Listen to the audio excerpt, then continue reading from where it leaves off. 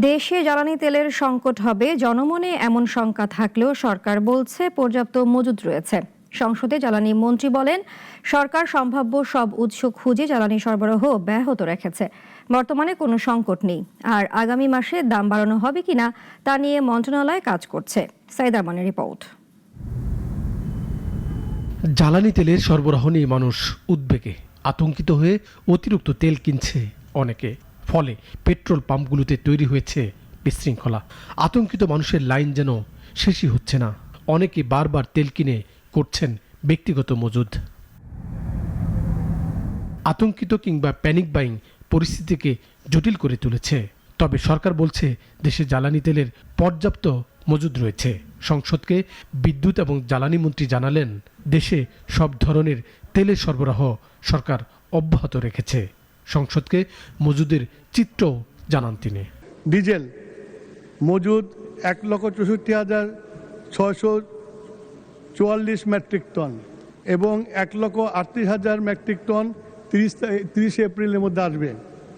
Octane 10,500 ton, 71,443 ton এপ্রিলের মধ্যে জাহাজ আসবে।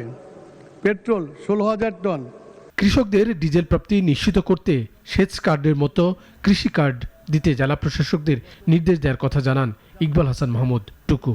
বলেন, নৈরাজ্য তৈরি হওয়ার পর প্রায় 41 লাখ লিটার মজুদ তেল উদ্ধার করেছে সরকার।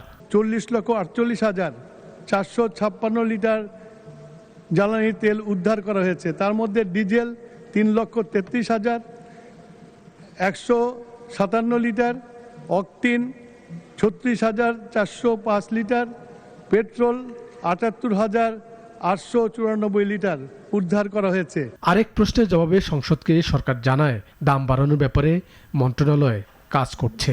মন্ত্রিপরিষদের অনুমোদন নিয়ে মে মাসে দাম বাড়ানো হবে কিনা তা চূড়ান্ত হবে।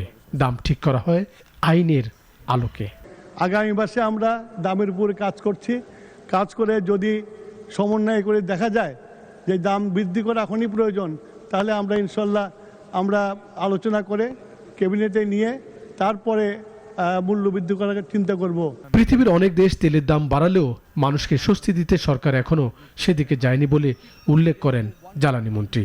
তাই চলতি মাসে বাড়ানো হয়নি তেলের দাম। সরকার এপ্রিল মাসে জ্বালানি তেলের মূল্য অপরিবর্তিত রেখেছে।